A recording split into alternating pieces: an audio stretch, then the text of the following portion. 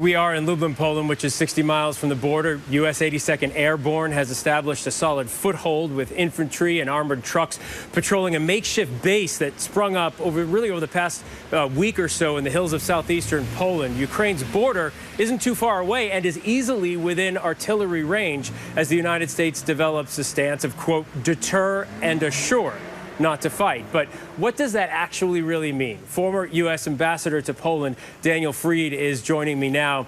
Ambassador, thanks for joining us. We've seen President Putin acting with impunity, apparently not caring about the threats from the United States, from NATO allies. How much of a deterrence, if any, do you think the military presence is in this region?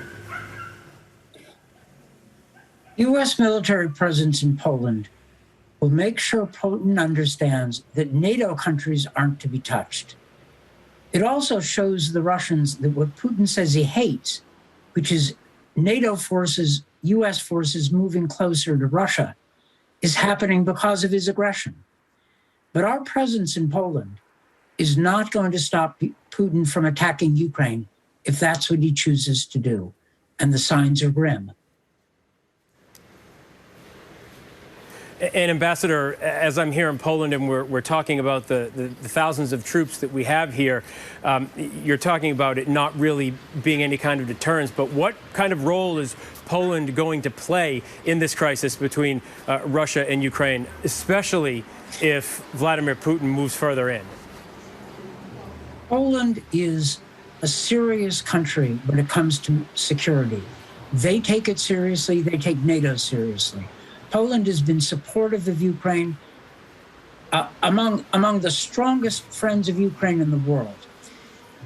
If Putin launches a full-scale World War II-style attack on Ukraine, Poland is going to be on the front lines. They take security seriously. Their army is serious. They are pro-American. They're glad we're there. What are they going to do? They're going to have to take care of hundreds of thousands, potentially, of Ukrainian refugees. They're going to have to make sure that the Russians don't get any ideas about attacking them and cutting off the Baltic states from the rest of NATO. Poland will become a frontline state. They're also a country that likes Ukraine. A lot of Ukrainians are already working in Poland. They get along just fine. Similar language. They like Poland. Poland is a model for Ukraine. Its burgeoning economy, it's much wealthier than it was, more than triple the GDP than when communism fell. So it's a model for Ukraine. And that's what Putin hates. He hates the idea of Ukrainians fixing up their country the way the Poles did after 1989 when they overthrew communism. So America is right to back Poland in this, but Ukraine they're vulnerable. They could get hammered.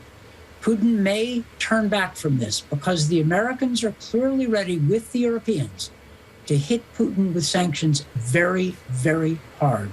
We're not kidding. From what I understand from the Biden administration, those sanctions are ready. The Europeans seem ready to go. So Putin knows this. He may yet step back because the Western alliance is strong. They're together. America is doing what we should be doing, which is working with Europe and leading Europe. And the results are pretty good. But that may not be good enough. If Putin wants to do his full-scale World War II-style attack on another country, it's going to be awful. That's what we're facing right now. But at least the Americans have done their job.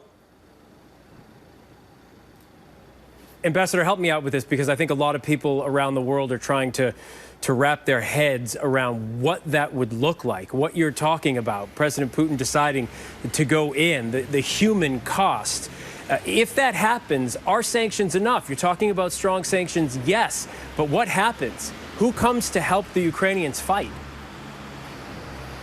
President Biden said the Americans will not go in to Ukraine to fight the Russians. He said it, he means it. The Ukrainians are going to make a fight of this. Their army may not be able to defeat the Russians, but it will it'll force Putin to fight a real war. It's going to be awful. Cities could burn. hundreds of thousands of refugees.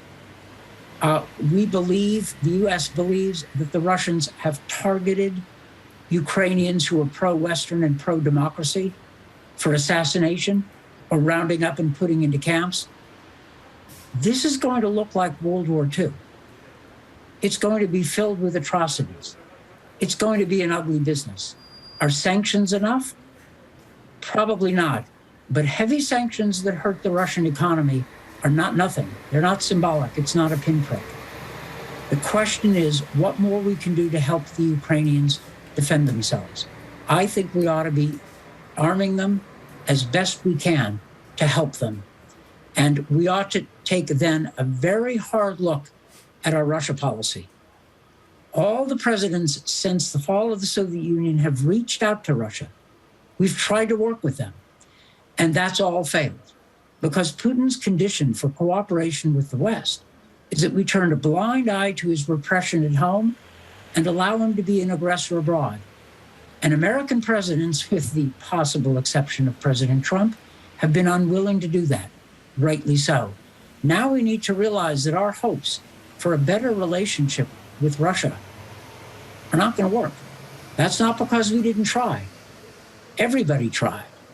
It's because Putin doesn't want it. We have to draw conclusions. We and the Europeans and the Asian democracies need to regard Putin as an adversary, and we need to help Ukraine in the long run. Look, the long run can be pretty awful, but in my day, I remember when Poland was a captive nation. I remember when the Baltics were ruled by Moscow. Now all these countries are free and prosperous. They're doing well. America helped them.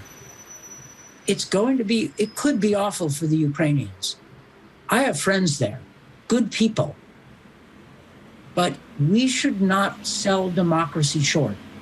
Dictators have thought all through the 20th century, and apparently Putin agrees, that democracy is finished, but we're not.